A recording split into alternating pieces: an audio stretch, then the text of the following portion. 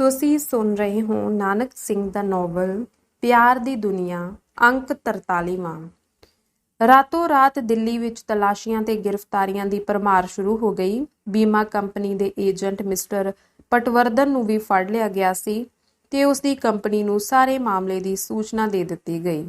ਸੰਤ ਓਂਕਾਰ ਨਾਥ ਦੇ ਦਿੱਲੀ ਵਾਲੇ ਮਕਾਨ ਦੀ ਤਲਾਸ਼ੀ ਲੈਣ ਤੇ ਬਹੁਤ ਸਾਰੀਆਂ ਐਸੀਆਂ ਚਿੱਠੀਆਂ ਬਰਾਮਦ ਹੋਈਆਂ ਜਿਨ੍ਹਾਂ ਦਾ ਸਬੰਧ ਮੀਰਾਬਾਈ ਦੇ ਮਾਮਲੇ ਨਾਲ ਸੀ। ਐਦੂ ਛੁੱਟ ਹੋਰ ਵੀ ਕਈ ਤਰ੍ਹਾਂ ਦੇ ਕਾਗਜ਼ ਪੱਤਰ। ਪ੍ਰਭਦਿਆਲ ਦਾ ਮਕਾਨ ਵੀ ਫੋਲਿਆ ਗਿਆ, ਪਰ ਉੱਥੇ ਸਧਾਰਨ ਸਮਾਨ ਤੋਂ ਬਿਨਾਂ ਹੋਰ ਕੁਝ ਵੀ ਨਹੀਂ ਸੀ। ਪ੍ਰੀਤਮ ਸਿੰਘ ਨੂੰ ਇਸੇ ਮੁਲਜ਼ਮ ਦੇ ਕਬਜ਼ੇ ਚੋਂ ਬਹੁਤ ਕੁਝ ਮਿਲਣ ਦੀ ਆਸ ਸੀ, ਪਰ ਇੱਥੋਂ ਕੁਝ ਨਾ ਲੱਭਦਾ ਦੇਖ ਕੇ ਉਸਨੂੰ ਨਿਰਾਸ਼ਤਾ ਹੋਈ। ਤਾਂ ਵੀ ਉਸਨੂੰ ਨਿਸ਼ਚਾ ਸੀ ਕਿ ਲਾਲਾਂ ਦੀਆਂ ਸਾਜ਼ਿਸ਼ਾਂ ਦਾ ਕੇਂਦਰ ਕਿਤੇ ਨਾ ਕਿਤੇ ਜ਼ਰੂਰ ਹੈ। ਉਸਨੂੰ ਫਿਰ ਉਸੇ ਖੰਡਰ ਦਾ ਖਿਆਲ ਆਇਆ। ਉਸਨੇ ਲਾਲਾ ਪ੍ਰਭਦਿਆਲ ਤੇ ਮੁਲਖਰਾਜ ਨੂੰ ਹੱਥਕੜੀਆਂ ਸਣੇ ਨਾਲ ਲਿਆ ਤੇ ਨਾਲ ਹੀ ਸਿਪਾਹੀਆਂ ਦੇ ਇੱਕ ਦਸਤੇ ਨੂੰ ਵੀ। ਇਸ ਤੋਂ ਛੁੱਟ ਗੰਗਾ ਦੇਈ ਨੂੰ ਉਸਨੇ ਉਹਦੇ ਮਕਾਨ ਤੋਂ ਸਦਵਾ ਲਿਆ। ਉਸ ਦਾ ਖਿਆਲ ਸੀ ਕਿ ਗੰਗਾ ਦੇਈ ਦੀ ਦੱਸੀ ਹੋਈ ਉਸ ਹਨੇਰ ਕੋਠੜੀ ਦਾ ਪਤਾ ਲੈਣਾ ਵੀ ਜ਼ਰੂਰੀ ਹੈ। ਰਾਤ ਦੇ ਕੋਈ 10 ਵਜੇ ਦਾ ਵਕਤ ਸੀ। ਪ੍ਰੀਤਮ ਸਿੰਘ ਨੇ ਸੁੰਦਰਦਾਸ ਨੂੰ ਮਨੋਰਮਾ ਦੀ ਦੇਖਭਾਲ ਲਈ ਉੱਥੇ ਹੀ ਛੱਡਿਆ ਤੇ ਆਪ ਸਾਰੇ ਅਮਲੇ ਸਣੇ ਰਾਤੋਂ ਰਾਤ ਗੁਪਤਗੜ੍ਹ ਨੂੰ ਰਵਾਨਾ ਹੋਇਆ। ਉੱਥੇ ਪਹੁੰਚਣ ਤੋਂ ਬਾਅਦ ਉਸਨੇ ਮੁਲਖਰਾਜ ਦੇ ਦੱਸੇ ਅਨੁਸਾਰ ਗੁਪਤ ਬੂਹੇ ਵੱਲ ਜਾਣ ਦਾ ਖਿਆਲ ਕੀਤਾ।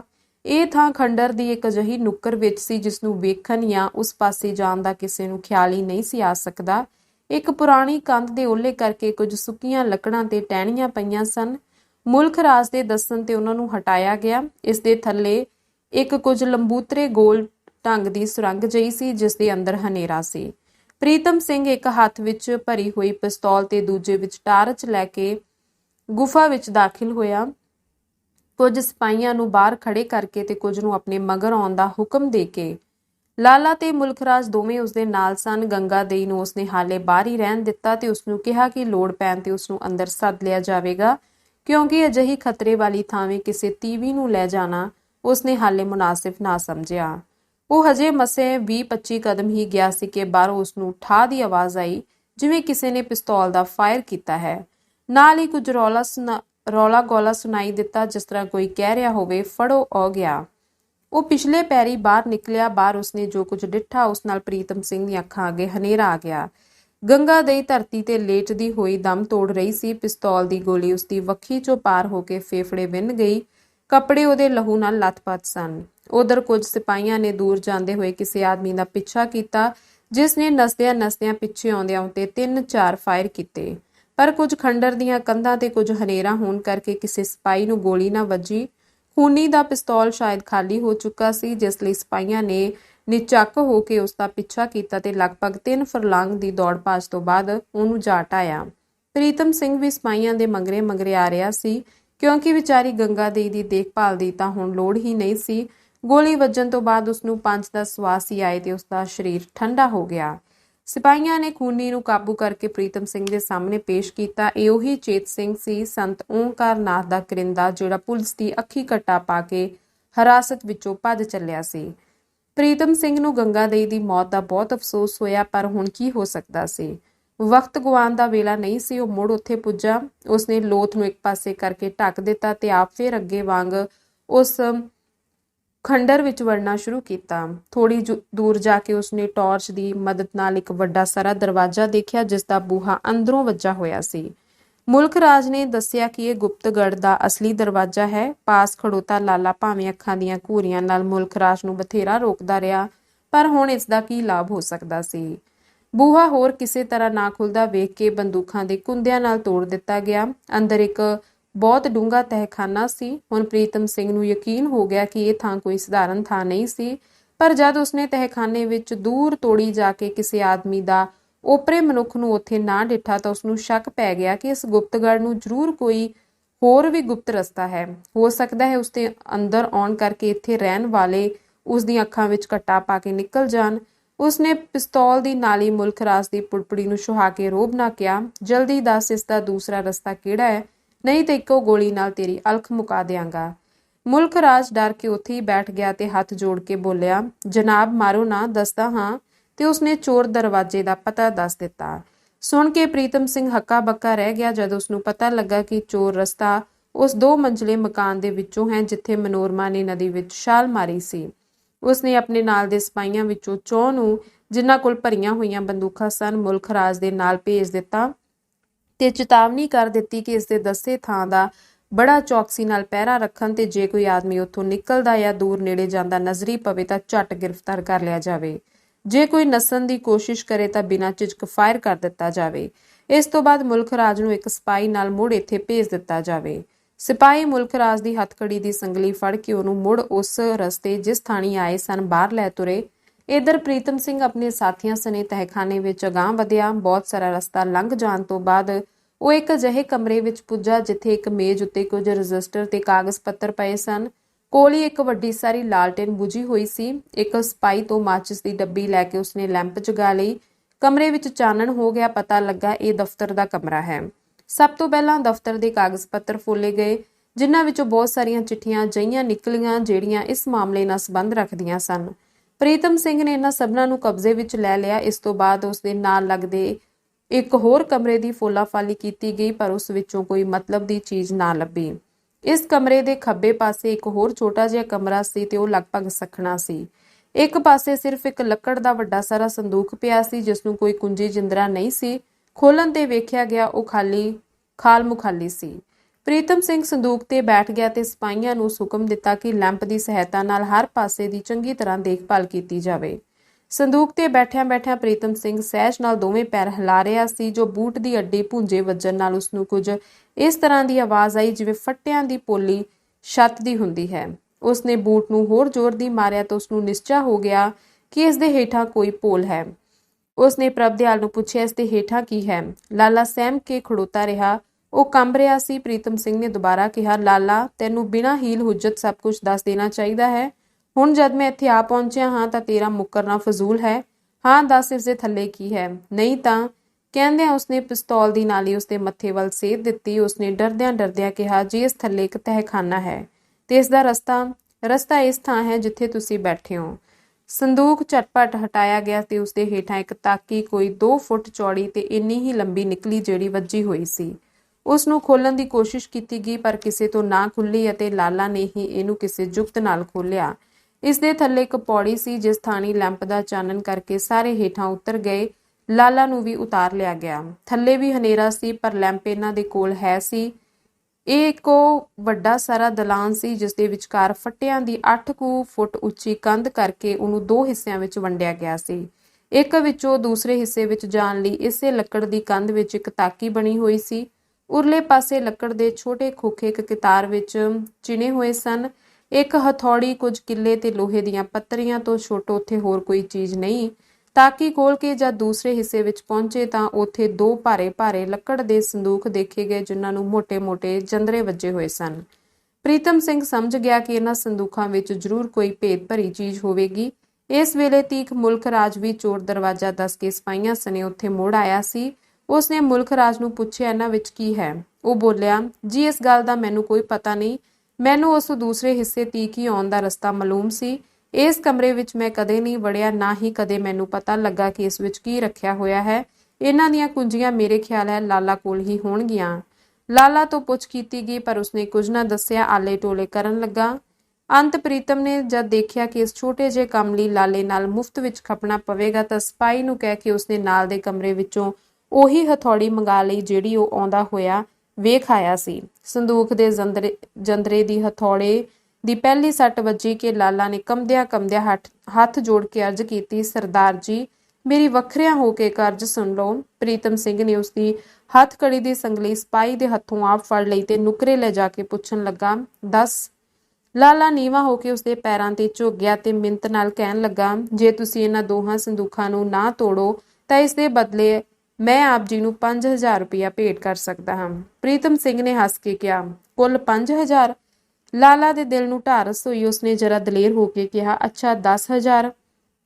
ਪ੍ਰੀਤਮ ਸਿੰਘ ਨੇ ਫਿਰ ਕਿਹਾ, ਇਹ ਤਾਂ ਬਹੁਤ ਥੋੜਾ ਹੈ। ਚੱਲ 15, ਇੰਨੇ ਨਾਲ ਮੇਰਾ ਕੀ ਬਣਦਾ ਹੈ? ਅੱਛਾ 20, ਕੁਝ ਹੋਰ ਵਧੋ। 25? ਨਹੀਂ 30? ਪ੍ਰੀਤਮ ਸਿੰਘ ਨੇ ਉਸਦਾ ਮੋਢਾ ਹਿਲਾ ਕੇ ਹੱਸਦਿਆਂ ਕਿਹਾ, ਲਾਲਾ ਜੀ, ਇਹਨਾਂ ਤਿਲਾਂ ਵਿੱਚ ਤੇਲ ਨਹੀਂ। ਇੱਥੇ ਨਾ ਹੀ 30,000 ਕੁਛ ਸਾਰ ਸਕੇਗਾ, ਨਾ 30 ਲੱਖ। ਇਹਨਾਂ ਹਜ਼ਾਰਾਂ ਦੀ ਮਦਦ ਨਾਲ ਹੀ ਤੁਸੀਂ ਅੱਜ ਤੀਕ ਬਚਦੇ ਆਏ ਹੋ, ਪਰ ਅੱਜ ਇਨਸਾਫ ਦੀ ਤਕੜੀ ਵਿੱਚ ਸਭ ਕੁਝ ਤੋਲਿਆ ਜਾਵੇਗਾ। ਲਾਲਾ ਨੇ ਫਿਰ ਕੁਝ ਨਾ ਕਿਹਾ। ਪ੍ਰੀਤਮ ਸਿੰਘ ਉਸ ਨੂੰ ਨਾਲ ਲੈ ਕੇ ਮੁੜ ਆਪਣੀ ਥਾਂ ਤੇ ਆ ਗਿਆ। ਸੰਦੂਕ ਦਾ ਜੰਦਰਾ ਤੋੜਿਆ ਗਿਆ, ਪਰ ਅੱਗੇ ਇੱਕ ਹੋਰ ਔਕੜ ਆ ਬਣੀ। ਸੰਦੂਕ ਦੇ ਵਿੱਚ ਇੱਕ ਲੋਹੇ ਦੀ ਪੇਟੀ ਸੀ। ਹੁਣ ਤਾਂ ਲਾਲਾ ਪਾਸੋਂ ਕੁੰਜੀਆਂ ਪ੍ਰਾਪਤ ਕਰਨੀਆਂ ਜ਼ਰੂਰੀ ਸਨ। ਪ੍ਰੀਤਮ ਸਿੰਘ ਨੇ ਜਰਾ ਪੁਲਸੀ ਰੂਪ ਦੱਸਣ ਲਈ ਲਾਲਾ ਨੂੰ ਅੱਖਾਂ ਵਿਖਾਉਂਦਿਆਂ ਹੋਇਆ ਕਿਹਾ, ਵੇਖ ਲਾਲਾ, ਹੁਣ ਜਦ ਇਹ ਚੀਜ਼ਾਂ ਸਭ ਵੇਖ ਹੀ ਲਈਆਂ ਨੇ ਤਾਂ ਤੇਰਾ ਕੀ ਖਿਆਲ ਹੈ, ਬਿਨਾਂ ਇਸ ਪੇਟੀ ਨੂੰ ਖੋਲੇ ਚਲੇ ਜਾਵਾਂਗੇ?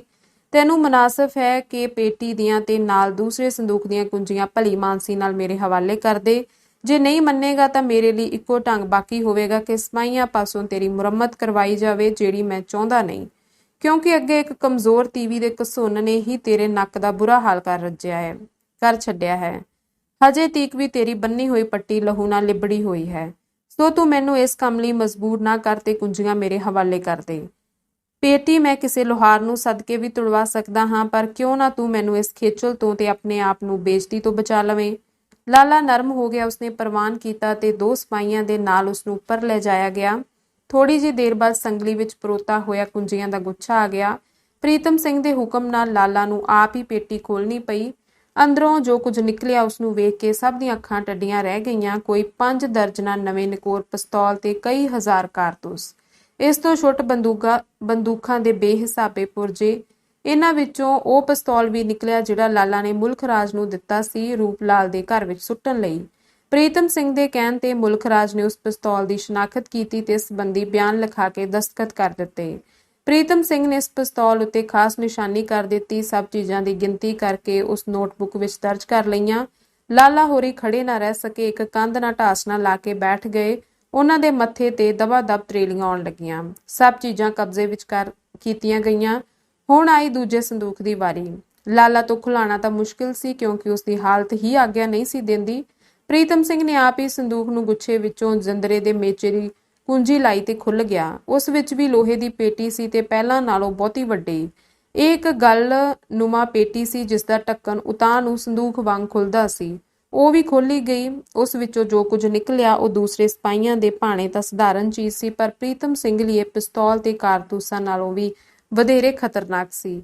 ਇਹ ਸਨ ਰੁਪਏ, ਕੇਵਲ ਰੁਪਏ, ਜਿਹੜੇ ਚਿੱਟੇ ਦੁੱਧ ਵਰਗੇ ਇਸ ਤਰ੍ਹਾਂ ਚਮਕ ਰਹੇ ਸਨ ਮਾਨੋ ਹੁਣੇ ਸੱਚੇ ਵਿੱਚੋਂ ਨਿਕਲੇ ਹੋਣ। ਇਸ ਪੇਟੀ ਵਿੱਚ ਕੋਈ ਖਾਨਾ ਨਹੀਂ ਸੀ।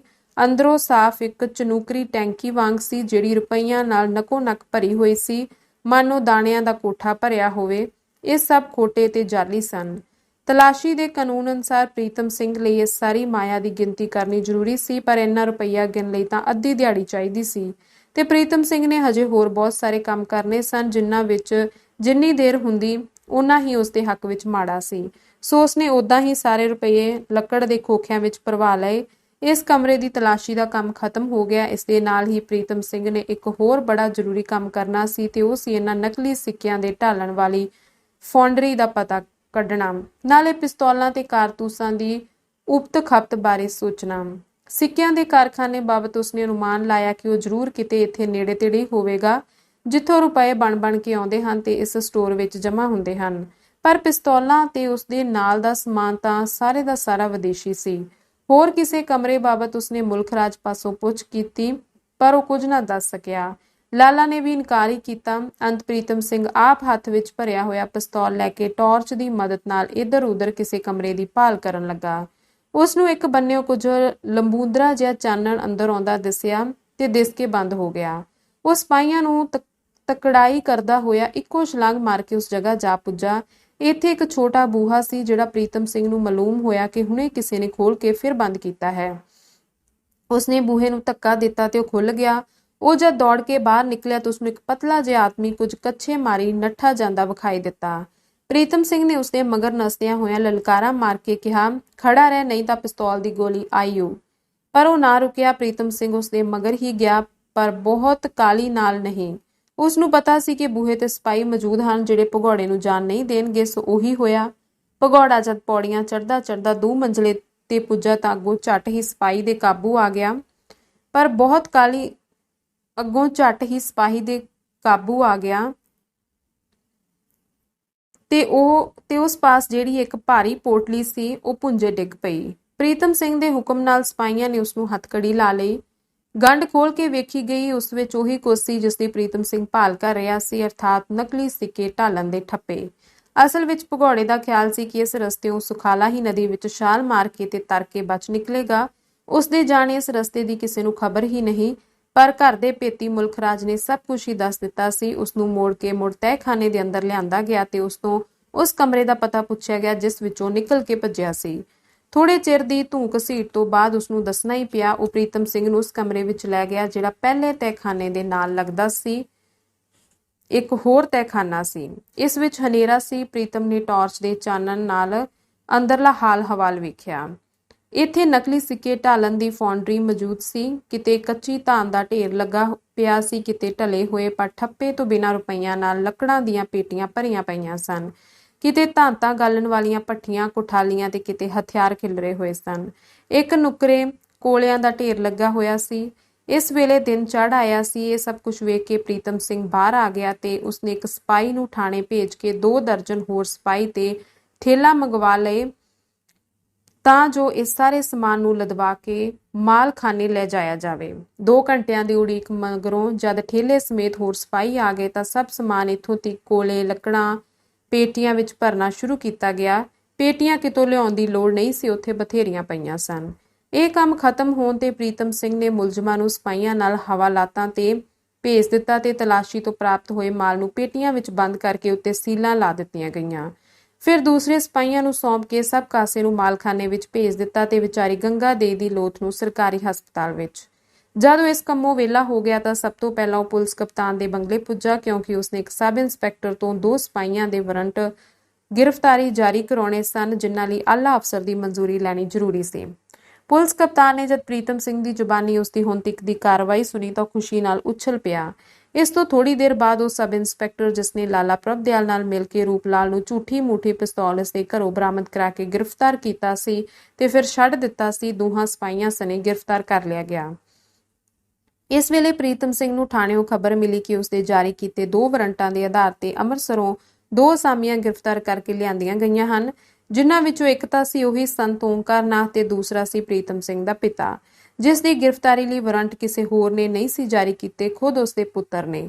ਖਬਰ ਸੁਣ ਕੇ ਪ੍ਰੀਤਮ ਸਿੰਘ ਦੀ ਅੱਖਾਂ ਵਿੱਚ ਅਥਰੂ ਆ ਗਏ। ਅੰਕ 44ਵਾਂ।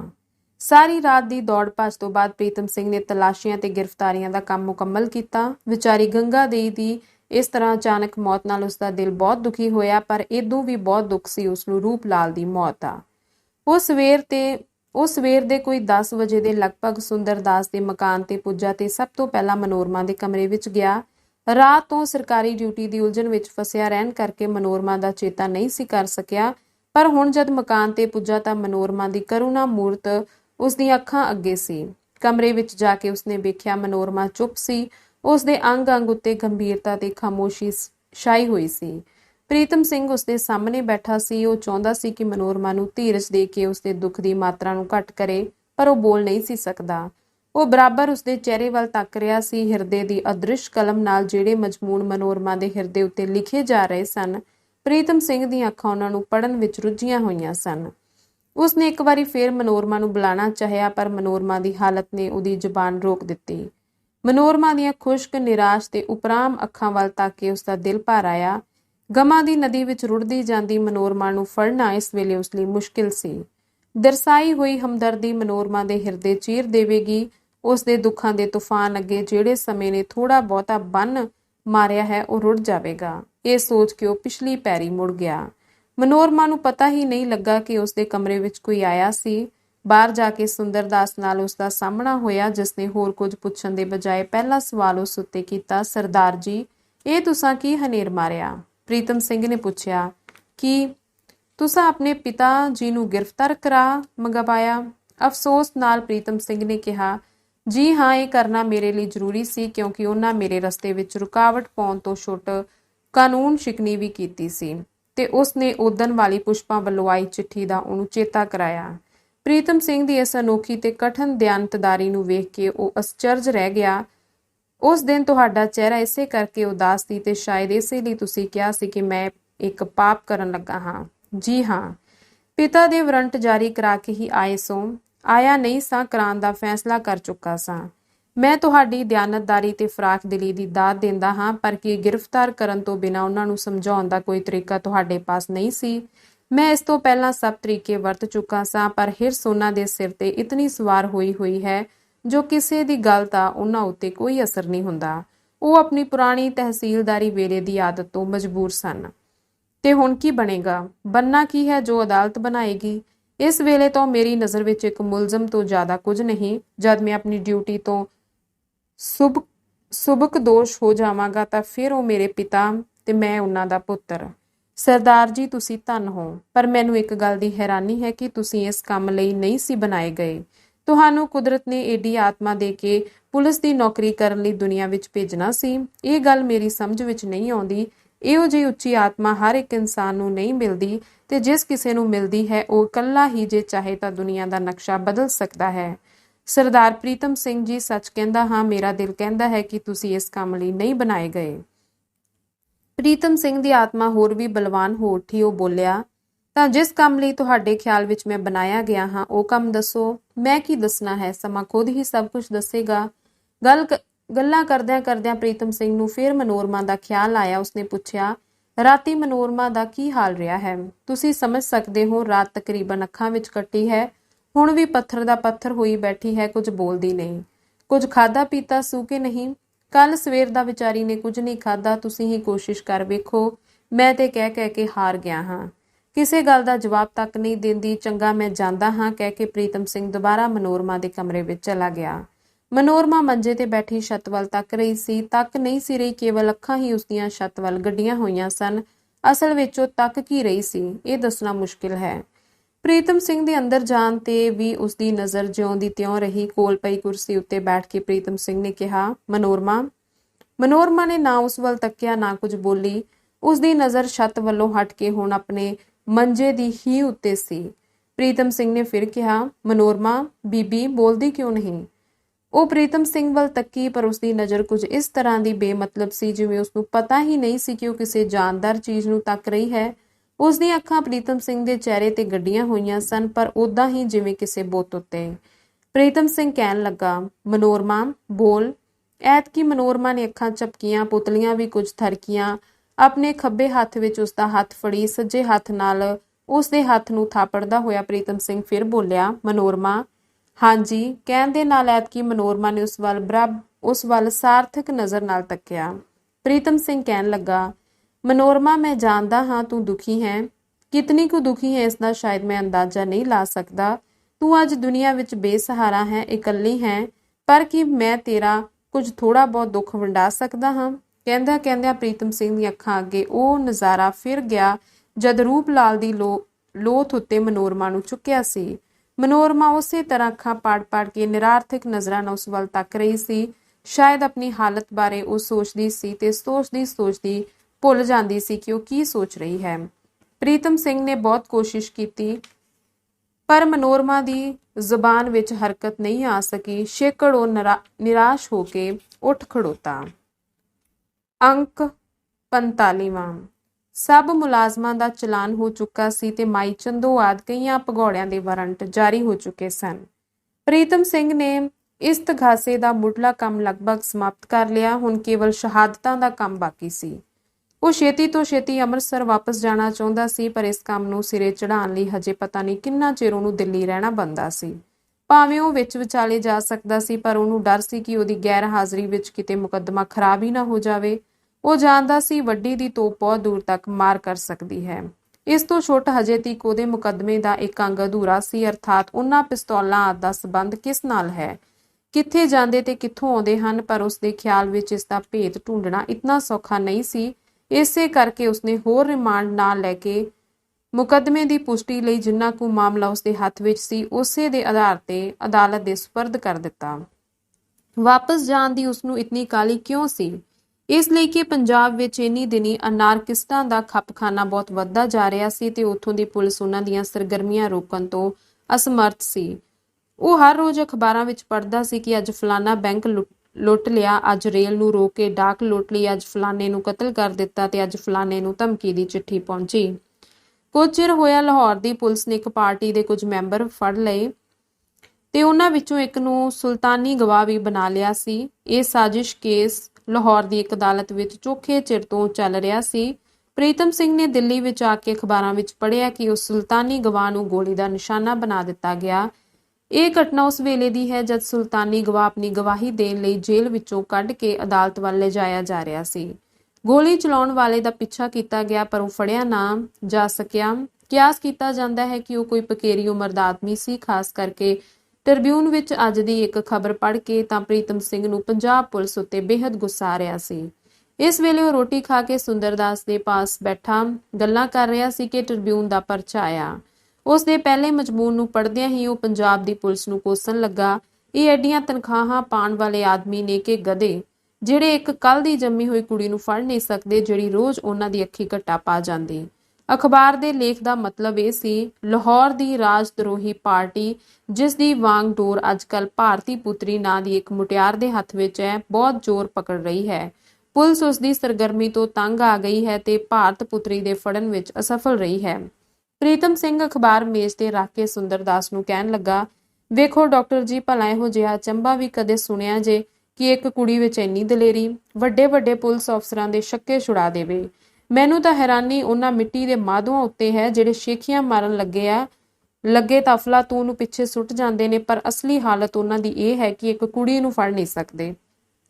ਸੁੰਦਰਦਾਸ ਬੋਲਿਆ, ਤੁਹਾਨੂੰ ਕੱਲ ਪਰਸੋਂ ਪਰਚੇ ਪੜਨ ਦਾ ਸ਼ਾਇਦ ਮੌਕਾ ਹੀ ਨਹੀਂ ਮਿਲਿਆ। ਜਿਸ ਅਫਸਰ ਨੇ ਭਾਰਤ ਪੁੱਤਰੀ ਨੂੰ ਫੜਨ ਦੀ ਡਿਊਟੀ ਲਾਈ, ਉਸ ਵਿਚਾਰੇ ਦੀ ਤਾਂ ਪਹਿਲੇ ਦਿਨ ਹੀ ਉਹ ਦੁਰਗਤ ਹੋਈ ਕਿ ਪੜ੍ਹ ਕੇ ਹੱਸਦਿਆਂ ਹੱਸਦਿਆਂ ਮੇਰੇ ਪੇਟ ਵਿੱਚ ਵੱਲ ਪੈ ਗਏ। ਲਿਖਿਆ ਸੀ ਉਹਨੂੰ ਮੁਖਬਰ ਨੇ ਖਬਰ ਦਿੱਤੀ ਕਿ ਭਾਰਤ ਪੁੱਤਰੀ ਇਸ ਵੇਲੇ ਸ਼ਾਲਾਮਾਰ ਬਾਗ ਵਿੱਚ ਮੌਜੂਦ ਹੈ। ਖਾਨ ਸਾਹਿਬ ਇਕੱਲੇ ਹੀ ਦੌੜੇ ਗਏ। ਸ਼ਾਇਦ ਸੋਚਿਆ ਹੋਵੇਗਾ ਕਿ ਇੱਕ ਕੁੜੀ ਨੂੰ ਫੜਨ ਲਈ ਬਹੁਤੇ ਆਦਮੀਆਂ ਦੀ ਕੀ ਲੋੜ ਹੈ। ਸ਼ਾਮ ਦਾ ਵੇਲਾ ਸੀ। ਬਾਗ ਵਿੱਚ ਪਹੁੰਚ ਕੇ ਉਹਨਾਂ ਇੱਕ ਲੰਮੇ ਕੱਦ ਦੀ ਮੁਟਿਆਰ ਨੂੰ ਫਿਰਦਿਆਂ ਵੇਖਿਆ ਜਿਸਨੇ ਘੁੰਡ ਕੱਢਿਆ ਹੋਇਆ ਸੀ। ਉਸ ਤੀਵੀਂ ਦਾ ਪਿੱਛਾ ਕਰਦਾ ਚੋਖੀ ਦੂਰ ਨਿਕਲ ਗਿਆ। ਹੌਲੀ ਹੌਲੀ ਭਾਰਤ ਪੁੱਤਰੀ ਬਾਗ ਦੀ ਪਿਛਲੀ ਕੰਧ ਵੱਲ ਹੋ ਤੁਰੀ। ਕੰਧ ਨੀਵੀਂ ਸੀ। ਖਾਨ ਸਾਹਿਬ ਨੂੰ ਸ਼ੱਕ ਪਿਆ ਮਤਾ ਕੰਧ ਟੱਪ ਕੇ ਪਿਛਲੇ ਪਾਸੇ ਦੇ ਸੰਘਣੇ ਦਰਖਤਾਂ ਵਿੱਚ ਵੜ ਜਾਵੇ। ਉਹ ਅਗਾਂਹ ਵੱਧ ਕੇ ਉਸ ਦਾ ਰਸਤਾ ਰੋਕਣ ਹੀ ਲੱਗਾ ਸੀ ਕਿ ਬਿਜਲੀ ਦੀ ਤੇਜ਼ੀ ਨਾਲ ਭਾਰਤ ਪੁੱਤਰੀ ਦੀ ਪਿਸਤੌਲ ਦੀ ਨਾਲੀ ਉਹਦੇ ਮੱਥੇ ਨਾਲ ਆ ਜੁੜੀ। ਖਾਨ ਸਾਹਿਬ ਦਾ ਹੱਥ ਪਿਸਤੌਲ ਕੱਢਣ ਲਈ ਖੀਸੇ ਵਿੱਚ ਹੀ ਰਹਿ ਗਿਆ। ਅਖੀਰ ਭਾਰਤ ਪੁੱਤਰੀ ਨੇ ਖਾਨ ਸਾਹਿਬ ਦੀ ਪਿਸਤੌਲ ਵੀ ਰਖਾ ਲਈ ਤੇ ਕਾਰਤੂਸਾਂ ਵਾਲੀ ਪੇਟੀ ਵੀ, ਤੇ ਆਪ ਛਲਾਂਗ ਮਾਰ ਕੇ ਕੰਧ ਟੱਪ ਗਈ। ਪ੍ਰੀਤਮ ਸਿੰਘ ਕਹਿਣ ਲੱਗਾ, ਪਰ ਹੁਣ ਤਾਂ ਉਸਦਾ ਹੌਸਲਾ ਬਹੁਤ ਵੱਧ ਗਿਆ ਜਾਪਦਾ ਹੈ। ਜੇ ਛੇਤੀ ਹੀ ਪੁਲਿਸ ਨੇ ਕੋਈ ਉਪਰਾਲਾ ਨਾ ਕੀਤਾ ਤਾਂ ਉਸਦੀ ਪਾਰਟੀ ਇੱਕ ਵਾਰੀ ਫੇਰ ਉਧੜ ਧੂਮੀ ਮਚਾ ਦੇਵੇਗੀ। ਮਾਲੂਮ ਹੁੰਦਾ ਹੈ ਇਹ ਮੁਹਿੰਮ ਵੀ ਸ਼ਾਇਦ ਤੁਹਾਨੂੰ ਹੀ ਫਤਿਹ ਕਰਨੀ ਪਵੇ। ਦਿੱਲੀ ਤੋਂ ਬਾਅਦ ਹੁਣ ਲਾਹੌਰ ਦੀ ਵਾਰੀ ਸਮਝੋ। ਮੇਰੀ ਵੀ ਇਹੋ ਮਨਸ਼ਾ ਹੈ। ਪਬਲਿਕ ਦੇ ਆਰਾਮ ਨੂੰ ਖਤਰੇ ਵਿੱਚ ਪਾਉਣ ਵਾਲੀਆਂ ਇਹੋ ਜਿਹੀਆਂ ਬੇਹੂਦਗੀਆਂ ਨੂੰ ਮੈਂ ਬਰਦਾਸ਼ਤ ਨਹੀਂ ਕਰ ਸਕਦਾ। ਜੇ ਪੰਜਾਬ ਪੁਲਿਸ ਤੋਂ ਕੁਝ ਨਾ ਸਰਿਆ ਤਾਂ ਯਕੀਨਨ ਮੈਨੂੰ ਹੀ ਮਾਮਲਾ ਹੱਥ ਵਿੱਚ ਲੈਣਾ ਪਵੇਗਾ। ਖੈਰ, ਪਹਿਲਾਂ ਇਹ ਕੰਮ ਤਾਂ ਨਿਪਟਾ ਲਓ। ਹਾਂ, ਸੱਚੇ ਦੱਸੋ ਕਿ ਮਨੋਰਮਾ ਦਾ ਕੀ ਕੀਤਾ ਜਾਵੇ? ਉਸ ਨੂੰ ਹਾਲੇ ਤੁਹਾਡੀ ਸਰਪ੍ਰਸਤੀ ਹੇਠ ਹੀ ਰਹਿਣਾ ਚਾਹੀਦਾ ਹੈ। ਮੈਨੂੰ ਇਸ ਵਿੱਚ ਕੋਈ ਇਤਰਾਜ਼ ਤਾਂ ਨਹੀਂ, ਪਰ ਚੰਗਾ ਹੋਵੇ ਜਿਸ ਨੂੰ ਕਿਸੇ ਆਸ਼ਰਮ ਵਿੱਚ ਦਾਖਲ ਕਰਾ ਦਿੱਤਾ ਜਾਵੇ। ਕਰਾ ਦੇਣਾ ਚਾਹੀਦਾ ਹੈ, ਪਰ ਜੇ ਕੋਈ ਆਸ਼ਰਮ ਹੋਵੇ। ਦਿੱਲੀ ਵਿੱਚ ਕਈ ਆਸ਼ਰਮ ਨੇ, ਪਰ ਵਧੇਰੇ ਲਾਲਾ ਪ੍ਰਭਦਿਆਲ ਵਰਗੇ ਮਹਾਦਾਨੀਆਂ ਦੇ ਦਾਨ ਨਾਲ ਚੱਲਣ ਵਾਲੇ। ਇਹ ਤਾਂ ਤੁਹਾਡਾ ਕਹਿਣਾ ਠੀਕ ਹੈ। ਫਿਰ ਤੁਸੀਂ ਜਾਣਬੁੱਝ ਕੇ ਵਿਚਾਰੀ ਨੂੰ ਕਿਸੇ ਮੁਸੀਬਤ ਵਿੱਚ ਪਾਉਣਾ ਚਾਹੁੰਦੇ ਹੋ। ਇਸ ਕਰਕੇ ਤਾਂ ਮੈਂ ਤੁਹਾਡੀ ਸਲਾਹ ਲੈਣੀ ਚਾਹੁੰਦਾ ਸਾਂ। ਹਾਲੇ ਜਦ ਤੀਕ ਮੁਕੱਦਮੇ ਦਾ ਫੈਸਲਾ ਨਹੀਂ ਹੋ ਜਾਂਦਾ, ਇਸ ਨੂੰ ਇੱਥੇ ਰਹਿਣਾ ਚਾਹੀਦਾ ਹੈ। ਜਦ ਇਹ ਗੱਲਕਥ ਖਤਮ ਹੋ ਗਈ ਤਾਂ ਪ੍ਰੀਤਮ ਸਿੰਘ ਨੇ ਕਿਹਾ, ਡਾਕਟਰ ਜੀ, ਮੇਰਾ ਦਿਲ ਕਹਿੰਦਾ ਹੈ ਕਿ ਇਹ ਜਿਹੜੇ ਪਿਸਤੌਲ ਪ੍ਰਭਦਿਆਲ ਦੇ ਕਬਜ਼ੇ ਵਿੱਚੋਂ ਨਿਕਲੇ ਨੇ, ਇਹਨਾਂ ਦਾ ਤਲਕ ਜ਼ਰੂਰ ਕਿਸੇ ਅਨਾਰਕਿਸਟ ਪਾਰਟੀ ਨਾਲ ਹੈ, ਭਾਵੇਂ ਉਹ ਪੰਜਾਬ ਦੀ ਹੋਵੇ ਭਾਵੇਂ ਕਿਸੇ ਸੂਬੇ ਦੀ। ਅਫਸੋਸ ਤਾਂ ਇਸ ਗੱਲ ਦਾ ਹੈ ਕਿ ਉਹਨਾਂ ਬਾਬਤ ਮੈਂ ਹਜੇ ਤੀਕ ਹਨੇਰੇ ਵਿੱਚ ਹਾਂ। ਸੁੰਦਰਦਾਸ ਬੋਲਿਆ, ਤੇ ਤੁਸੀਂ ਪ੍ਰਭਦਿਆਲ ਪਾਸੋਂ ਹੀ ਕਿਉਂ ਨਹੀਂ ਪੁੱਛਦੇ? ਉਹ ਬੜਾ ਮੀਸਨਾ ਹੈ, ਉਸਨੇ ਦੱਸਣਾ ਨਹੀਂ। ਦੱਸਣ ਵਿੱਚ ਉਸਦਾ ਹਰਜ ਹੀ ਕੀ ਹੈ? ਉਹ ਆਪ ਤਾਂ ਬਚ ਸਕਦਾ ਹੀ ਨਹੀਂ, ਫਿਰ ਮੁਕਰਨ ਦਾ ਉਹਨੂੰ ਕੀ ਫਾਇਦਾ? ਫਾਇਦਾ ਉਸਨੂੰ ਇਹ ਹੈ ਕਿ ਉਸਨੂੰ ਹਜੇ ਵੀ ਰੁਪਏ ਦੇ ਜ਼ੋਰ ਨਾਲ ਬਚ ਜਾਣ ਦੀ ਆਸ ਹੈ, ਇਸ ਕਰਕੇ ਉਹ ਇਸ ਭੇਤ ਨੂੰ ਖੋਲ੍ਹਣਾ ਨਹੀਂ ਚਾਹੁੰਦਾ। ਤੁਹਾਡਾ ਖਿਆਲ ਠੀਕ ਹੈ, ਪਰ ਕੋਸ਼ਿਸ਼ ਤਾਂ ਕਰ ਵੇਖੋ। ਮੇਰੀ ਵੀ ਇਹੋ ਮਰਜ਼ੀ ਹੈ। ਮੈਂ ਅੱਜ ਹੀ ਜੇਲ੍ਹ ਵਿੱਚ ਜਾ ਕੇ ਉਸ ਨਾਲ ਮੁਲਾਕਾਤ ਕਰਾਂਗਾ। ਉਸ ਤੋਂ 2 ਘੰਟੇ ਮਗਰੋਂ ਜੇਲ੍ਹ ਦੀ ਇੱਕ ਨਵੇਕਲੀ ਕੋਠੜੀ ਵਿੱਚ ਪ੍ਰਭਦਿਆਲ ਦੇ ਕੋਲ ਇੱਕ ਸਟੂਲ ਤੇ ਬੈਠਾ ਸੀ, ਜਿਹੜਾ ਉਸਦੇ ਬੈਠਣ ਲਈ ਵਾਰਡਨ ਨੇ ਕਿਤੋਂ ਲਿਆ ਰੱਖਿਆ ਸੀ। ਉਸਨੇ ਕਹਿਣਾ ਸ਼ੁਰੂ ਕੀਤਾ, ਵੇਖੋ ਲਾਲਾ ਜੀ, ਦੁਨੀਆ ਵਿੱਚ ਭਾਵੇਂ ਆਦਮੀ ਕਿੰਨੇ ਹੀ ਪਾਪ ਦੇ ਮੈਦਾਨ ਪਿਆ ਜਿੱਤੇ, ਪਰ ਆਖਿਰ ਸੱਚ ਤੇ ਇਨਸਾਫ ਵਿੱਚ ਵੀ ਕੋਈ ਤਾਕਤ ਹੁੰਦੀ ਹੈ ਜਿਹੜੀ ਇੱਕ ਨਾ ਇੱਕ ਦਿਨ ਆਦਮੀ ਦੇ ਸਾਰੇ ਦਾਅ ਪੁੱਠੇ ਪਾ ਦਿੰਦੀ ਹੈ। ਆਪਣੇ ਭਾਣੇ ਤੁਸੀਂ ਇਸ ਕਾਰੋਬਾਰ ਨੂੰ ਚਲਾਉਣ ਦਾ ਐਸਾ ਵਧੀਆ ਪ੍ਰਬੰਧ ਕੀਤਾ ਹੋਇਆ ਸੀ ਕਿ ਤੁਹਾਨੂੰ ਸੁਪਨੇ ਵਿੱਚ ਵੀ ਇਸ ਦਾ ਭੇਦ ਖੁੱਲ੍ਹਣ ਦੀ ਆਸ ਨਹੀਂ ਸੀ। ਇੱਥੋਂ ਤੀਕ ਕਿ ਸ਼ਹਿਰ ਦੀ ਪੁਲਿਸ ਦਾ ਇੱਕ ਤਕੜਾ ਹਿੱਸਾ ਵੀ ਤੁਹਾਡੀ ਮਦਦ ਉੱਤੇ ਸੀ। ਪਰ ਫਿਰ ਵੀ ਆਖਰ ਤੁਸੀਂ ਫਸ ਹੀ ਗਏ। ਤੁਹਾਡਾ ਸਭ ਹੀਜ ਪਿਆਜ਼ ਉਗੜ ਗਿਆ। ਇਸ ਵੇਲੇ ਪਤਾ ਜੇ ਮੈਂ ਤੁਹਾਡੇ ਪਾਸ ਕਿਉਂ ਆਇਆ ਹਾਂ? ਇੱਕ ਹੋਰ ਭੇਦ ਪੁੱਛਣ ਲਈ ਆਇਆ ਹਾਂ ਜਿਹੜਾ ਅੱਜ ਤੱਕ ਤੁਹਾਡੇ ਦਿਲ ਵਿੱਚ ਦੱਬਿਆ ਹੈ। ਲਾਲਾ ਸਹਿਮ ਤੇ ਡਰ ਨਾਲ ਕੰਬ ਰਿਹਾ ਸੀ। ਪ੍ਰੀਤਮ ਸਿੰਘ ਨੇ ਕਹਿਣਾ ਜਾਰੀ ਰੱਖਿਆ, ਮੈਂ ਲਾਲਾ ਜੀ ਧੋਖੇਬਾਜ਼ ਨਹੀਂ ਹਾਂ ਜੋ ਤੁਹਾਨੂੰ ਬਰੀ ਕਰਾਉਣ ਦਾ ਝੂਠਾ ਇਕਰਾਰ ਦੇ ਕੇ ਤੁਹਾਥੋਂ ਕੋਈ ਭੇਦ ਪੁੱਛਾਂ। ਅਸਲ ਵਿੱਚ ਤੁਸੀਂ ਵੀ ਸੱਚੇ ਹੋ। ਅੱਜ ਤੱਕ ਪੁਲਿਸ ਦੇ ਜਿਨ੍ਹਾਂ ਆਦਮੀਆਂ ਨਾਲ ਤੁਹਾਡਾ ਵਾਹ ਪਿਆ ਉਹਨਾਂ ਵਿੱਚੋਂ ਵਧੇਰੇ ਰਿਸ਼ਵਤਖੋਰ ਸਨ, ਪਰ ਮੈਂ ਉਹਨਾਂ ਵਿੱਚੋਂ ਨਹੀਂ ਹਾਂ। ਮੈਂ ਹਰ ਚੀਜ਼ ਨੂੰ ਸੱਚਾਈ ਤੇ ਇਨਸਾਫ ਦੀ ਕਸੌਟੀ ਤੇ ਪਰਖਣ ਦਾ ਆਦੀ ਹਾਂ। ਕੋਈ ਲੋਭ ਲਾਲਚ ਮੈਨੂੰ ਆਪਣੇ ਇਰਾਦੇ ਤੋਂ ਡੇਗ ਨਹੀਂ ਸਕਦਾ। ਇਸ ਦਾ ਸਬੂਤ ਤੁਹਾਨੂੰ ਮਿਲ ਹੀ ਚੁੱਕਾ ਹੈ। ਜਿਹਾ ਕਿ ਮੈਂ ਨਾ ਸਿਰਫ ਤੁਹਾਡੇ 30,000 ਰੁਪਏ ਨੂੰ ਠੁਕਰਾ ਦਿੱਤਾ, ਬਲਕਿ ਮੈਂ ਆਪਣੇ ਪਿਤਾ ਨੂੰ ਵੀ ਗ੍ਰਿਫਤਾਰ ਕਰਨੋਂ ਨਹੀਂ ਟਲਿਆ, ਜਿਸ ਨੂੰ ਤੁਸੀਂ ਮੁਲਕ ਰਾਜ ਦੀ ਰਾਹੀਂ ਰਿਸ਼ਵਤ ਭੇਜੀ ਸੀ। ਅਦਾਲਤ ਵੱਲੋਂ ਜੋ ਸਜ਼ਾ ਤੁਹਾਨੂੰ ਮਿਲੇਗੀ ਉਹ ਬਹੁਤ ਸਖਤ ਹੋਵੇਗੀ, ਇਹ ਮੈਂ ਜਾਣਦਾ ਹਾਂ, ਕਿਉਂਕਿ ਤੁਹਾਡਾ ਜੁਰਮ ਹੀ ਐਸਾ ਹੈ। ਪਰ ਇਸ ਵਿੱਚ ਮੇਰਾ ਕੋਈ ਕਸੂਰ ਨਹੀਂ। ਜੇ ਮੇਰਾ ਵਸ ਚੱਲਦਾ ਕਾਨੂੰਨ ਨੂੰ ਬਣਾਉਣਾ ਮੇਰੇ ਇਖਤਿਆਰ ਦੀ ਗੱਲ ਹੁੰਦੀ ਤਾਂ ਮੈਂ ਉਸ ਆਦਮੀ ਨੂੰ ਬਿਨਾਂ ਕੋਈ ਸਜ਼ਾ ਦਿੱਤੇ ਛੱਡ ਦੇਣ ਦੀ ਸਿਫਾਰਿਸ਼ ਕਰਦਾ ਜਿਹੜੇ ਸੱਚੇ ਹਿਰਦੇ ਨਾਲ ਆਪਣੇ ਗੁਨਾਹਾਂ ਦਾ ਪ੍ਰਾਸ਼ਚਿਤ ਕਰ ਲੈਂਦਾ। ਲਾਲਾ ਬੁੱਤ ਬਣਿਆ ਸੁਣ ਰਿਹਾ ਸੀ। ਪ੍ਰੀਤਮ ਸਿੰਘ ਕਹਿੰਦਾ ਗਿਆ, ਮੈਂ ਜਾਣਦਾ ਹਾਂ ਕਿ ਮੌਜੂਦਾ ਕਾਨੂੰਨ ਮੁਜਰਮ ਨੂੰ ਸੁਧਾਰਨ ਲਈ ਨਹੀਂ, ਸਗੋਂ ਉਸ ਪਾਸੋਂ ਬਦਲਾ ਲੈਣ ਦੇ ਖਿਆਲ ਨਾਲ ਬਣਾਇਆ ਗਿਆ ਹੈ। ਕਿਸੇ ਨੂੰ ਕੈਦ ਵਿੱਚ ਗਾਲ ਕੇ ਤੇ ਕਿਸੇ ਨੂੰ ਫਾਂਸੀ ਲਟਕਾ ਕੇ ਕਾਨੂੰਨ ਕੀ ਕਰਦਾ ਹੈ? ਸਿਰਫ ਆਪਣੇ ਬਦਲੇ ਦੀ ਅੱਗ ਬੁਝਾਉਂਦਾ ਹੈ। ਪਰ ਜੁਰਮ ਦੀ ਸਜ਼ਾ ਮੇਰੇ ਖਿਆਲ ਵਿੱਚ ਇਹ ਨਹੀਂ ਹੋਣੀ ਚਾਹੀਦੀ ਕਿ ਆਦਮੀ ਨੂੰ ਨਸ਼ਟ ਕਰ ਦਿੱਤਾ ਜਾਵੇ ਤੇ ਉਸਦੇ ਬਾਲ ਬੱਚੇ ਨੂੰ ਦਰ-ਦਰ ਰੁਲਣ ਲਈ ਯਤੀਮ ਕਰ ਦਿੱਤਾ ਜਾਵੇ। ਕਾਨੂੰਨ ਦਾ ਅਸਲ ਮਕਸਦ ਜੇ ਕੋਈ ਹੈ ਤਾਂ ਉਹ ਹੈ ਮੁਜਰਮ ਦੀਆਂ ਆਦਤਾਂ ਦਾ ਸੁਧਾਰ ਕਰਨਾ ਤੇ ਉਸਦੇ ਅੰਦਰ ਨੇਕੀ, ਰਵਾਦਾਰੀ ਤੇ ਹਕਸਨਾਸੀ ਦੇ ਅਹਿਸਾਸ ਪੈਦਾ ਕਰਨੇ। ਲਾਲਾ ਦੀ ਆਤਮਾ ਪਛਤਾਵੇ ਦੀ ਅੱਗ ਵਿੱਚ ਸੜ ਰਹੀ ਸੀ। ਉਸਦਾ ਸਿਰ ਨੀਵਾਂ ਹੁੰਦਾ ਹੁੰਦਾ ਹਿੱਕ ਨਾਲ ਜਾ ਲੱਗਾ। ਪ੍ਰੀਤਮ ਸਿੰਘ ਨੇ ਫਿਰ ਕਹਿਣਾ ਸ਼ੁਰੂ ਕੀਤਾ, ਪਰ ਮੈਂ ਮਜਬੂਰ ਹਾਂ। ਮੈਂ ਆਪਣੀ ਮਰਜ਼ੀ ਨਾਲ ਪੁਲਿਸ ਦੇ ਮਹਿਕਮੇ ਵਿੱਚ ਨਹੀਂ ਆਇਆ, ਸਗੋਂ ਫਸਿਆ ਫਸਾਇਆ ਤੇ ਕਿਸੇ ਦਾ ਮਜਬੂਰ ਕੀਤਾ ਹੋਇਆ। ਕਾਨੂੰਨ ਭਾਵੇਂ ਕੁਝ ਵੀ ਹੈ, ਪਰ ਮੈਨੂੰ ਉਸਦੇ ਅਨੁਸਾਰ ਹੀ ਚੱਲਣਾ ਪੈਂਦਾ ਹੈ, ਭਾਵੇਂ ਕਿੰਨਾ ਹੀ ਨਾਮੁਕੰਮਲ ਤੇ ਤਰੁੱਟੀਆਂ ਭਰਿਆ ਹੋਵੇ। ਆਪਣੀ ਨੌਕਰੀ ਦਾ ਫਰਜ਼ ਪੂਰਾ ਕਰਨ ਤੋਂ ਛੁੱਟ ਲਾਲਾ ਜੀ, ਮੈਂ ਇਹ ਵੀ ਚਾਹੁੰਦਾ ਹਾਂ ਕਿ ਤੁਸੀਂ ਵੀ ਆਪਣੀ ਆਤਮਾ ਦਾ ਬੋਝ ਹੌਲਾ ਕਰੋ ਤਾਂ ਜੋ ਤੁਹਾਡੇ ਮਨ ਨੂੰ ਸ਼ਾਂਤੀ ਮਿਲੇ। ਇਹੋ ਖਿਆਲ ਦਿਲ ਵਿੱਚ ਲੈ ਕੇ ਮੈਂ ਤੁਹਾਡੇ ਪਾਸ ਆਇਆ ਹਾਂ ਕਿ ਤੁਸੀਂ ਮੇਰੀਆਂ ਗੱਲਾਂ ਦਾ ਸਹੀ ਉੱਤਰ ਦਿਓਗੇ। ਲਾਲਾ ਨੇ ਸਿਰ ਚੁੱਕਿਆ। ਉਸਦੀ ਆਤਮਾ ਬਹੁਤ ਕੁਝ ਬਦਲ ਚੁੱਕੀ ਸੀ। ਉਹ ਬੋਲਿਆ, ਪੁੱਛੋ, ਮੈਂ ਸੱਚੋ ਸੱਚ ਦੱਸਾਂਗਾ। ਪ੍ਰੀਤਮ ਸਿੰਘ ਨੇ ਪੁੱਛਿਆ, ਪਿਸਤੌਲਾਂ ਦੀ ਖਰੀਦੋ ਫਰੋਖਤ ਦਾ ਕੰਮ ਤੁਸੀਂ ਕਿੰਨੇ ਚਿਰ ਤੋਂ ਕਰਦੇ ਹੋ? ਜੀ ਕੋਈ 5-6 ਵਰਿਆਂ ਤੋਂ। ਇਸ ਕੰਮ ਵਿੱਚ ਤੁਹਾਡਾ ਕੋਈ ਹੋਰ ਵੀ ਭਾਈਵਾਲ ਹੈ? ਅੱਗੇ ਸੀ ਪਰ ਹੁਣ ਕੋਈ ਨਹੀਂ। ਕੌਣ? ਸੰਤ ਓਂਕਾਰਨਾਥ। ਤੇ ਇਹ ਤੁਸੀਂ ਕਿੱਥੋਂ ਮੰਗਵਾਉਂਦੇ ਹੋ? ਜਰਮਨੀ ਵਿੱਚੋਂ। ਤੇ ਵੇਚਦੇ ਕਿੰਨਾ ਲੋਕਾਂ ਪਾਸੋਂ? ਸਰਹੱਦੀ ਪਠਾਨਾਂ ਕੋਲ। ਉਹਨਾਂ ਤੋਂ ਛੁੱਟ ਕਿਸੇ ਹੋਰ ਕੋਲ ਵੀ? ਲਾਲਾ ਚੁੱਪ ਹੋ ਗਿਆ। ਪ੍ਰੀਤਮ ਸਿੰਘ ਨੇ ਪੁੱਛਿਆ, ਡਰੋ ਨਾ, ਸਾਫ਼-ਸਾਫ਼ ਦੱਸੋ। ਜਿੱਥੋਂ ਤੀਕ ਕਾਨੂੰਨ ਦੀ ਉਲੰਘਣਾ ਨਾ ਹੋਵੇ ਮੈਂ ਤੁਹਾਡੀ ਭਲਾਈ ਹੀ ਕਰਾਂਗਾ। ਲਾਲਾ ਨੇ ਉੱਤਰ ਦਿੱਤਾ, ਹੋਰ ਵੀ ਕਈਆਂ ਪਾਸ ਵੇਚੇ ਸਨ, ਪਰ ਬਹੁਤ ਥੋੜੀ ਗਿਣਤੀ ਵਿੱਚ। ਕਿੰਨਾ ਪਾਸ? ਹਿੰਦੁਸਤਾਨ ਦੇ ਕਈ ਸੂਬਿਆਂ ਦੇ ਰਾਜ ਧਰੋਈਆਂ ਪਾਸ। ਪਿਛਲੇ ਦਿਨਾਂ ਵਿੱਚ ਲਾਹੌਰ ਵੀ ਭੇਜੇ ਸਨ। ਕਿਸੇ ਦਾ ਨਾਂ ਨਹੀਂ ਜਾਣਦਾ, ਨਾ ਹੀ ਕਿਸੇ ਦੀ ਸ਼ਕਲ ਵੇਖੀ ਹੈ। ਉਹਨਾਂ ਲੋਕਾਂ ਦਾ ਕਾਇਦਾ ਹੈ ਕਿ ਨਵੇਕਲੀ ਥਾਵੇਂ ਉਹ ਸਾਨੂੰ ਸੱਦ ਘੱਲਦੇ ਹਨ।